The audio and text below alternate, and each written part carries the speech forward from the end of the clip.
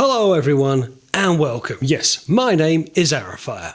Now, some of you will recall of a plague that took place that if you came into close contact with people, you would pass on the infections and it would spread throughout the world. A little on the nose, wouldn't you say?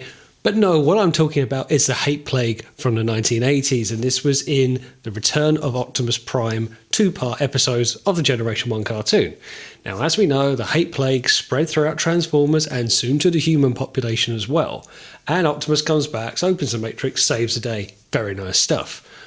But what if Optimus wasn't able to save the day? What if an unlikely hero had to do the bidding? What if the day was saved by a ragtag group? Or would anyone be around at all to do it? Let's find out on the other side of the Matrix. The other side of the Matrix. Let's say in an alternative timeline, Optimus Prime doesn't manage to coat himself with a metal to make him impervious to the hate plague. And let's say that actually, due to close contact, Optimus still comes back and still goes on to fight, but actually doesn't get as far as Rodimus. In a different timeline, Optimus goes to Char, finds Galvatron, finds the Decepticons who are infected with the hate plague to attack them. The Decepticons attack Galvatron, infect Galvatron, and in the process, infect Optimus Prime. Optimus Prime, in this timeline, is now succumbed to the hate plague. What happens next?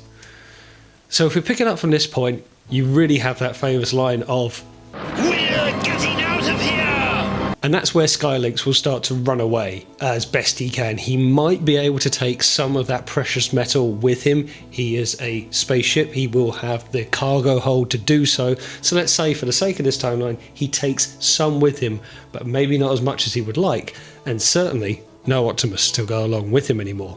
In this timeline, of course, you've already lost the likes of Blaster and Goldbug and Blur. They've all succumbed to the hate plague as well. So the numbers now for non-infected Transformers are very thin. It's worth mentioning that the Quintesson doesn't really have a say in this matter. He is very much a prisoner in this situation. He either goes with Skylynx or he succumbs to the hate plague himself like many others.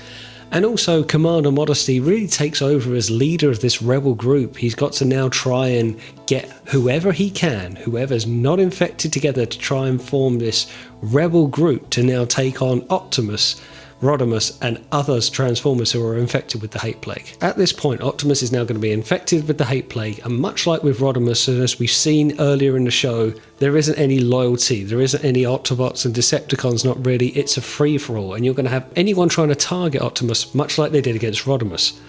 Optimus would know this, and he knows who has the Matrix. He is going to go straight for Rodimus Prime. Now, he knows Optimus will be coming, but he won't know that Optimus will be crazed, and this is going to let out between a brawl for all between them two, both crazed primes having it out. Now, if you think about the situation here, this is a recently revived Optimus, a pristine Optimus Prime, now infected with the hate plague, taking on Rodimus with the Matrix. Now, Rodimus will be powered up, he will be stronger with the Matrix will make him stronger, but Optimus is in the better condition and recently crazed. He will just about win out and he will take the Matrix for himself. Now there is a strong Optimus on the loose. He has the Matrix within him. He is crazed. Very much shattered glass Optimus Prime on the loose here.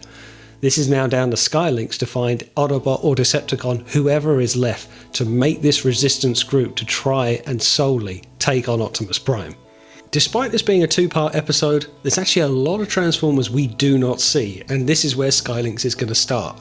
First point of call, he knows he needs brute force. He's going to go straight for the Dinobots. Now bear with me, that does seem like a fool's errand. If they disconnected Metroplates because they didn't want a crazed Citybot, very good point by the way, why would you have 5 bumbling dinosaurs going around if they also got the hate plague themselves?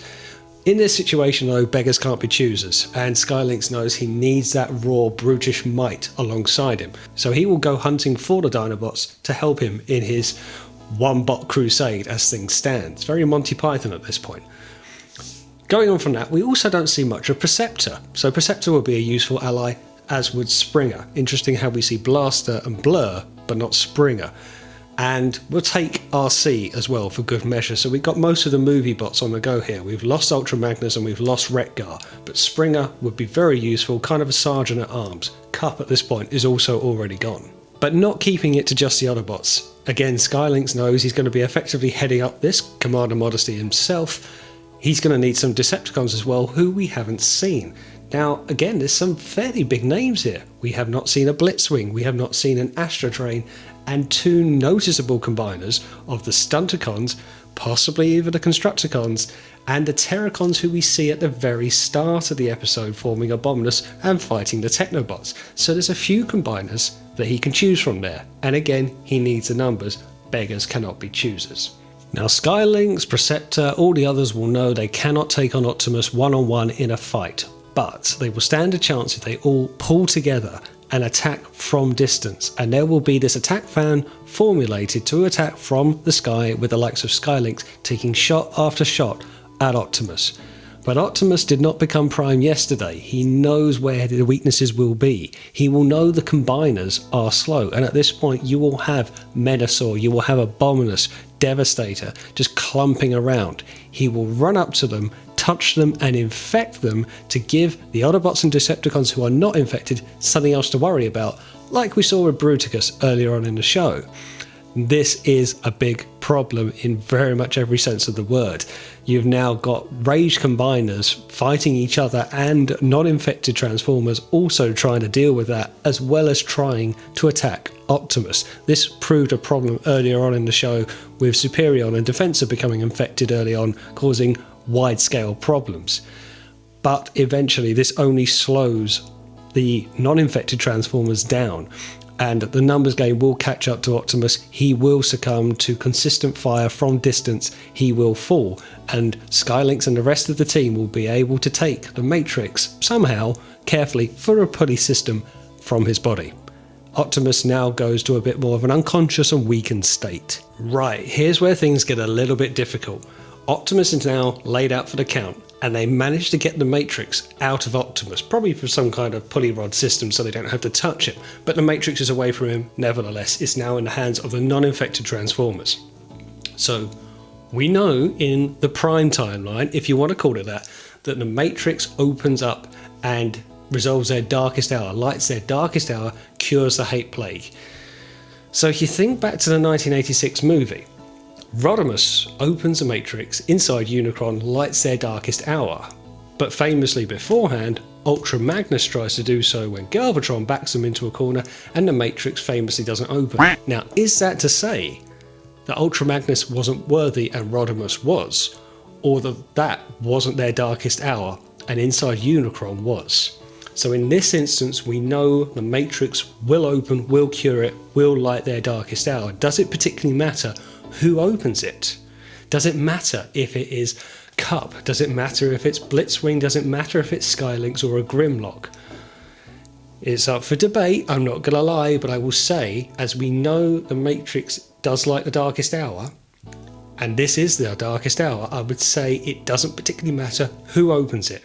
Quite how they would know of this ragtag that's left, Skylynx and his merry gang, if they would know that this Matrix would light the darkest hour, yes, that is a bit tricky. But let's just say in this timeline they get the Matrix and it's possibly even Grimlock, possibly even rising to a leadership role like he does in the Marvel comics, or Skylynx somehow, as a bird with a beak, managing to open the Matrix and light the darkest hour and curing the hate plague throughout the world. I mean, it's very difficult to say, could anyone do it? Could Astrotrain do it? Possibly. He wouldn't really know where to begin though. The major difference in this timeline versus the one that we know is the timescale and destruction in between. You think about it in the cartoon, really the best case scenario happens. Leader becomes resurrected, he's strong, he's protected, he's coated, he can fight Rodimus one-on-one, get the Matrix, open the Matrix, very nice. Any other scenario is much more difficult, much more costly, and there's a lot more destruction and hatred going on in that time it takes. Now, the timeline that I've just explained is a possibility, but it's a much more unfavourable one. It's a much more drawn out one. that in the time it would take Skylynx to round up all of the other non-infected Transformers to try and get Autobots and Decepticons to work together to a common goal to then try to work out that the Matrix would solve off all their problems, that is considerably more time than what we know happens. So when you think of it, it's not a great outcome. They did have to coat Optimus. The alternative wasn't worth thinking about, because once you come down from who's left, Ultra Magnus is already gone, Galvatron probably wasn't going to be much help anyway, but he's gone, as has Rodimus. So if they couldn't get Optimus, who was left? But there we go. It's a bit of a bleak one, wasn't it? But I think it's fair to say that what we got in the timeline that we understand in the TV series was the best outcome, and in my opinion, the best way of ending the Generation 1 cartoon, with the Matrix being opened to nothing left to show that they had to refill it with the wisdom that they accumulated from this moment on. Now that's just my view on it, of course. You may have some different. So please let me know in the comments below how you think things would have played out if Optimus became infected with the Hate Plague, and would there be a speedy resolution? Would there be any resolution that isn't too dark and mysterious? But let me know in the comments below. I'd love to know what you think. But thanks for watching, and as always, I will see you on the next one.